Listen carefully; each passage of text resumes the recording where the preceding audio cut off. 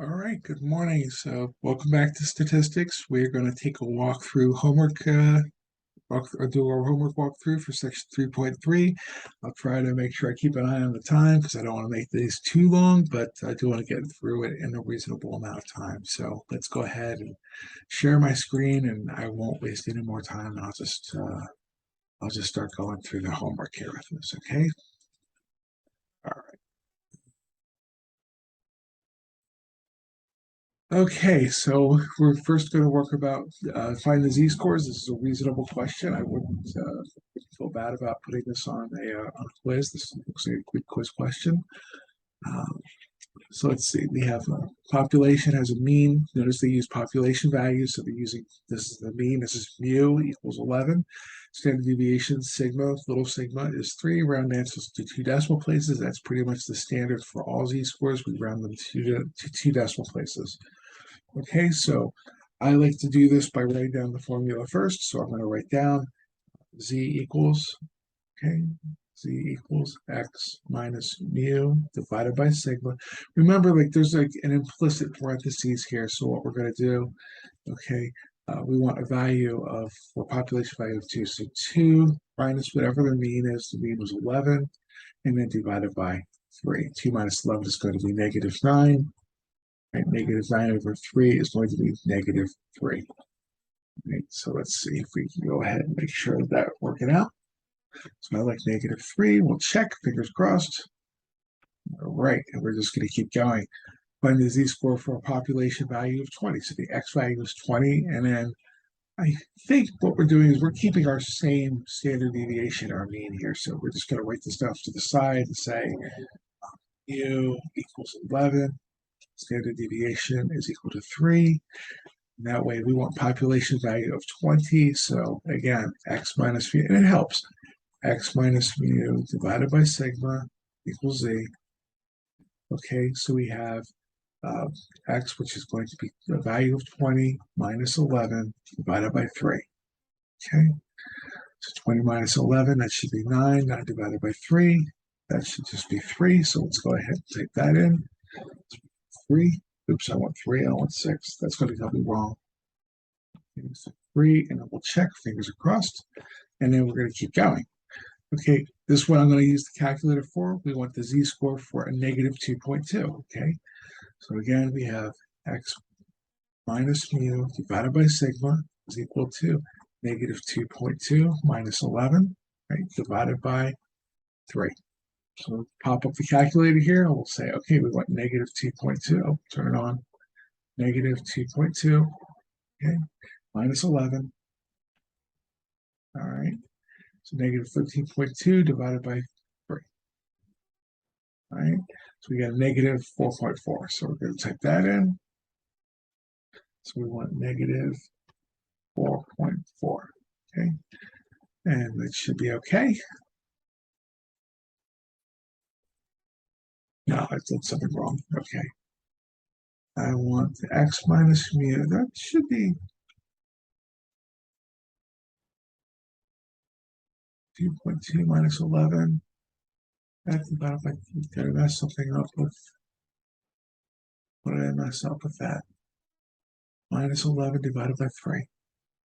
So negative 2.2 minus 11. X minus mu divided by that. That should be okay.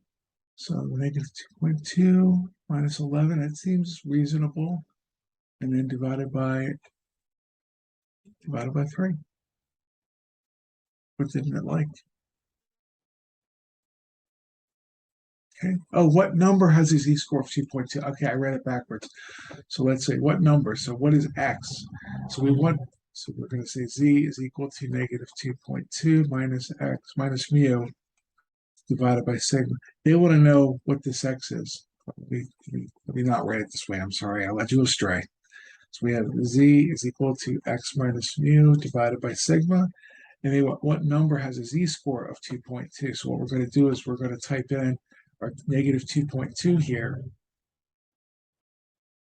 Okay, is equal to x minus 11 divided by 3. They want to know what the x is. So what we're going to do is we're going to multiply both sides by 3. Okay, that's going to cancel this. So we have 3 times 2.2. Okay, so we're going to have, what is this? This is 3 times 2.2. That should be 6.6 or something. So we end up with 6.6. We have 6.6 is equal to x minus 11. We're going to, oh, this is a negative. So we're going to go ahead and add 11 to both sides, add 11 to both sides, and we'll say x equals, I won't waste your time for me figuring that out. So we're going to go ahead and say we have 11, okay, minus 6.6. And then we should have 4.4 here. Okay, so that's the x value. So I got that backwards. So why did I not?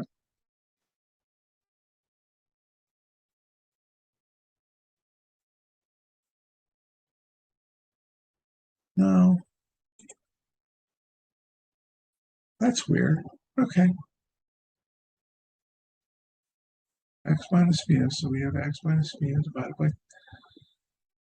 Okay, so multiply by that, and then we're going to add 11 to both sides. So yeah, that should be 4.4, positive 4.4. Oh, that's what I think that's what I messed up. Positive 4.4.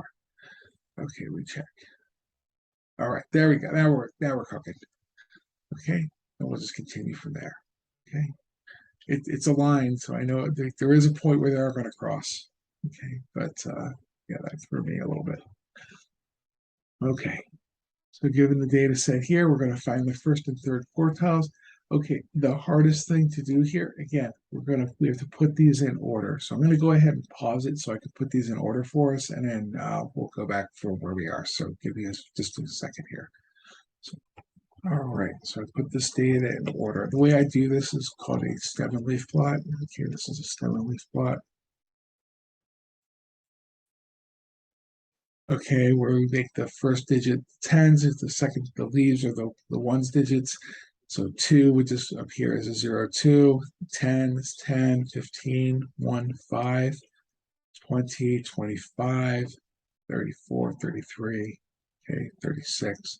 And we're just putting them in order. So what I do is I order like all the 10s, all the 20s, all the 30s, and then I put them in order here. So you can see like when I got to the 30s, I had to think a little bit. So we have 30, 33. I see I messed this one up. 33, 34. So we should make this a 33. 34. And then I just counted them up. There's 11 of them. Okay, and we're going to figure out the quartiles from here. Okay, so what do we want? They want the first and the third quartile. Okay, so we have n was equal to 11. So the first quartile, 0.25 times 11. What is that? Okay, so we're going to say 0.25 times 11. It's going to be a fraction. Okay, we got 2.75. We're going to boost that to the next whole number. That's going to be 3. So the third thing on my list, that's the first quartile. 1, 2, 3. The first quartile is, the value here is 15. So this is my answer is Q1. It's going to be 15. 1, 2, 3. Okay. So first quartile. So 3 is not the answer because everything that's this size is going to have the same first quartile. We want the value in that spot. So we want 15 here. The third quartile, so we're going to take 75%, so we've got 0.75 times 11, right? And then times, or is equal to, rather, is equal. So we'll go ahead and do that. So this is 0.75 times 11. 75 times 11. Okay, and we end up with 8.25. 8.25. We're going to boost this. Remember, they say round, but I would say boost. Okay, and go to 9. So we want the 9th thing in the list. So 1, 2, 3, 4, 5, 6, 7, 8, 9. That looks like it's 40. Okay, so we want the value here. Okay, it's 40. It's found in the 9th position. So the L is 9, the 9th position. But the value I want here for Q3 is 40. Okay, so we'll go ahead and do that. So we have 40. Okay, and I think that's all they asked us to do for this. So we'll check. Hopefully we'll be okay. Yay! And then we can move on with our lives. Find the IQR. Okay, so this is a formula we have to remember. IQR. This is just nothing more than Q3 minus Q1. Okay, eventually we use this to find some outliers. So it's just going to be 40 that was in Q3. What was Q1? Q1 was the 15th value that was 15. Okay, so we have 15 or 40 minus 15. Okay, so we can do that. I think that's going to be 25, right? 40 minus 15. So 3, that'll be a 5. Okay, so I want 25 for my quartile here. The quartile range, we'll say 25. Okay. Hooray. Okay, now, I didn't mention this in the little preamble to this whole thing. What we have to do now is find the upper and lower boundaries. Okay, if you remember being a kid playing kickball or playing stickball in the alley there, what happens if the thing went out of bounds, right? We had a do-over. We flagged it as a special case. The way we find our special cases, the way we find our bounds, okay, is we're going to take our upper bound and our lower bound. So our upper bound, okay, is equal to Q3 plus, okay, we're adding to it. We're going to get more. 1.5 times whatever the IQR was. So why 1.5? It's because it was an easy number and it works. Okay, so it's just a rule. It's 1.5. This is just the formula to find the upper bound. So what we're going to do is we're going to take what's our Q3? That was 40 plus 1.5 times our value here is 25. Now it's important to get your order of operations right. This is the one place everybody tends to mess up because they'll take 40 plus 1.5 and then multiply the whole thing by 25. Don't do that. Just type it into the calculator as we see it here, okay? So it's just going to be 40, right? 40 plus 1.5 times 1.5, okay, times 25 here, okay? And that's our upper bound. And we got 77.5. Okay, so that's our upper bound. Our lower bound, we're going to take our Q1 minus, we're going lower, okay, 1.5 times IQR. Okay, so our lower bound is going to be Q1, which was 15 minus 1.5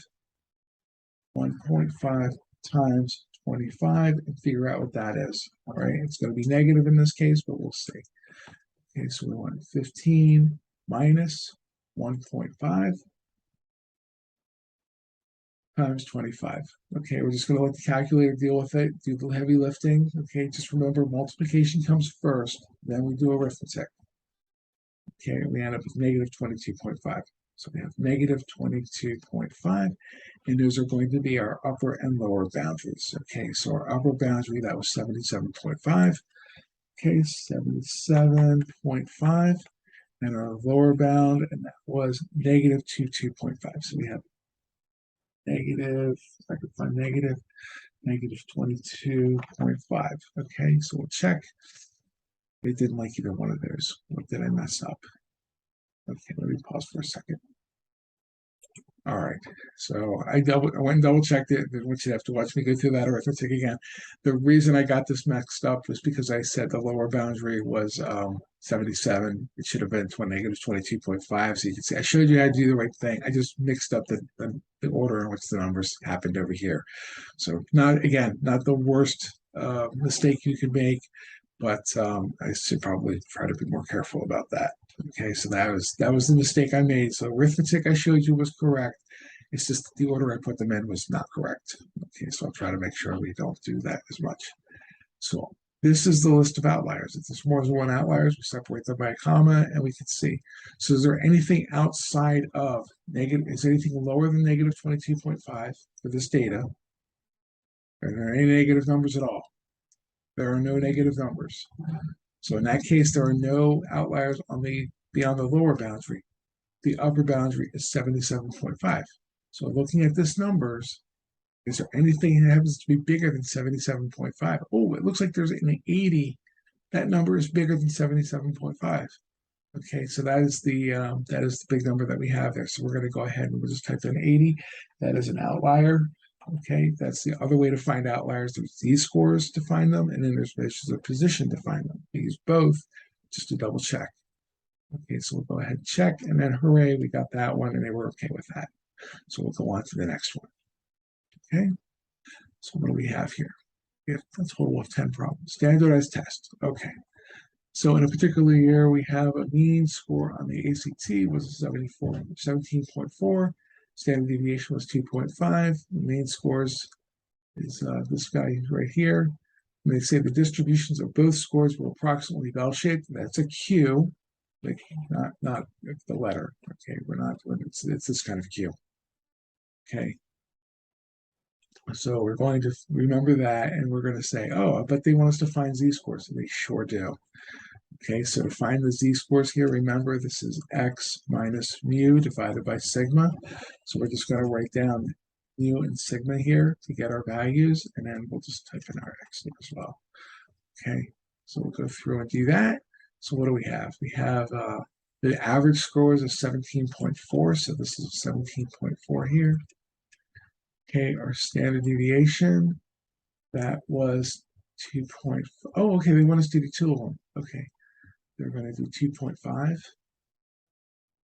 Okay, and then last one is going to be, okay, standard deviation. Oh, SAT. Okay, so the score on the SATs, the ACT is a little bit different than the ACT. The scoring is a little different. They're effectively the same test. They just score them differently. And then we're going to have the mean score on the mathematics part. That was 535. 535. This is SAT. This is ACT. I took SATs because I live on the East Coast and it's more popular there. On the West Coast, the ACT is a little bit more popular. So standard deviation 106. I don't really have an opinion on which one is better or worse. Distribution of both scores were approximately bell-shaped. That makes sense.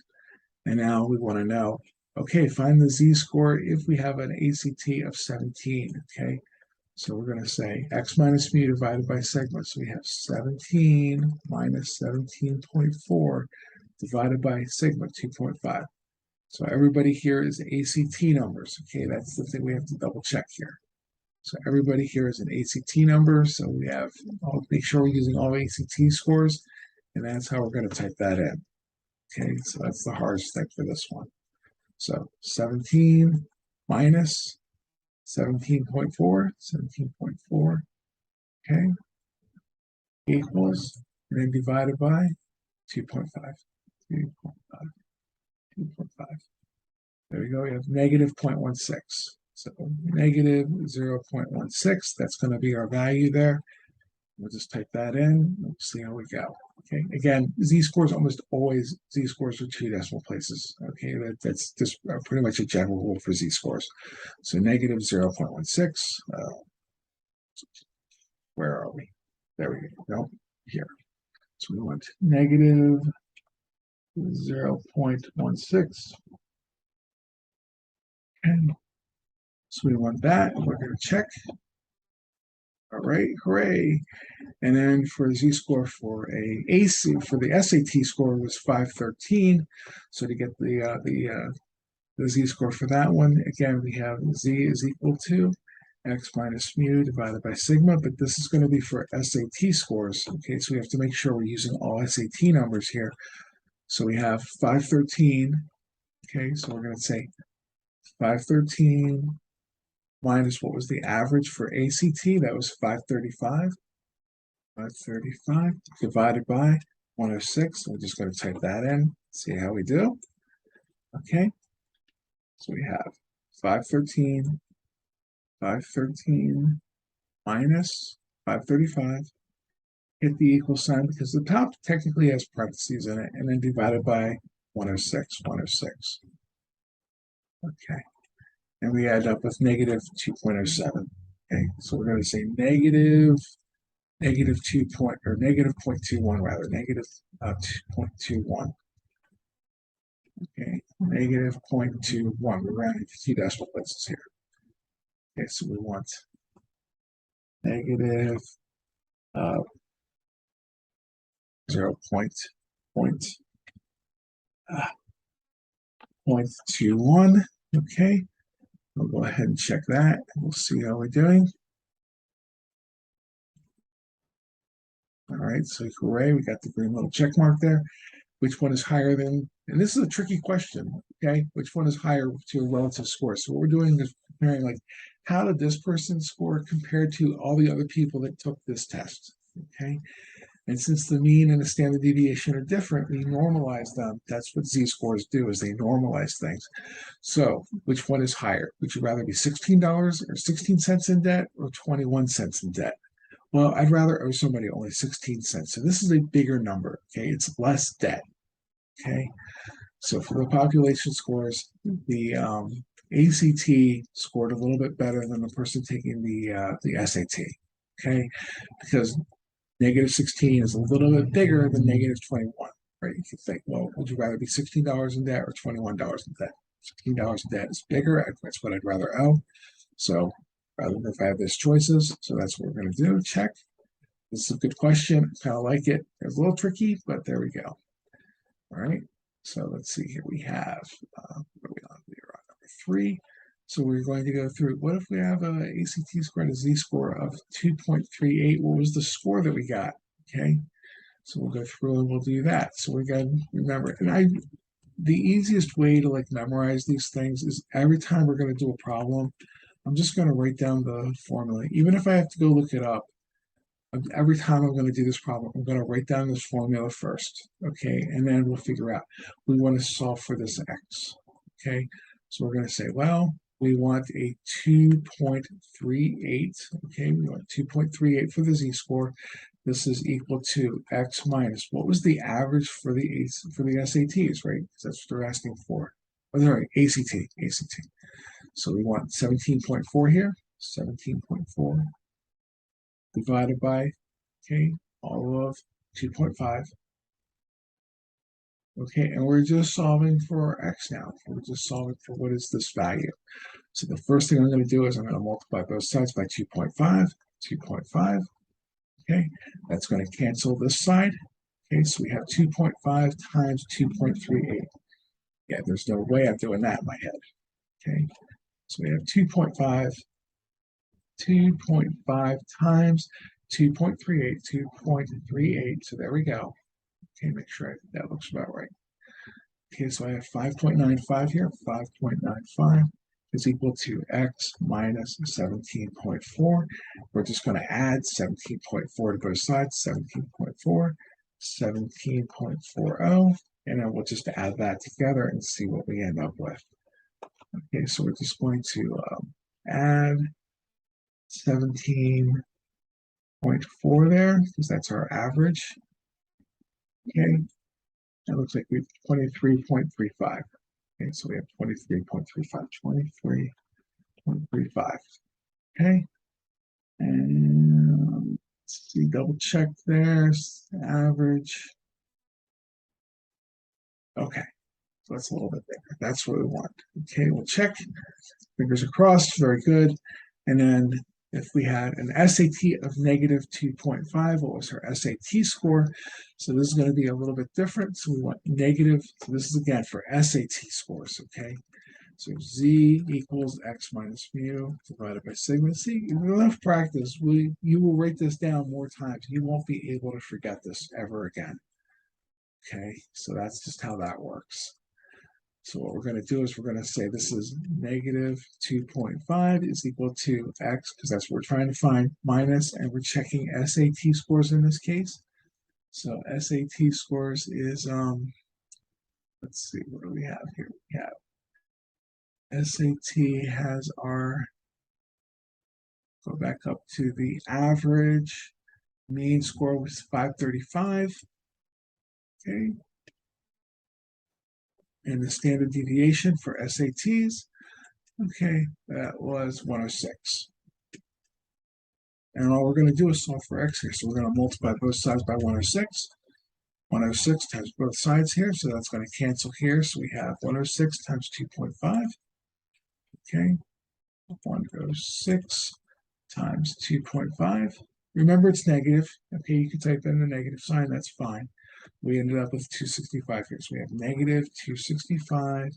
That's equal to x minus 535.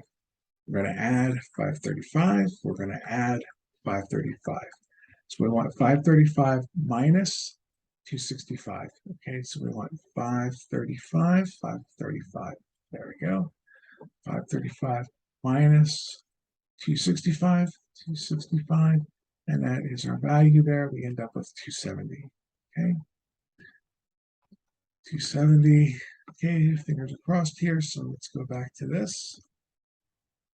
Oops, not wrong one. Okay, nope. Come here. There we go. So I think we have 270. Right, we'll check. Fingers crossed. Right, hooray. And then we are going to go with that one. So that's going to end us for part one. And then I will pick us up in part two. So right back to starting here. Okay, so thank you for tuning in. I'll be back to you in just a moment.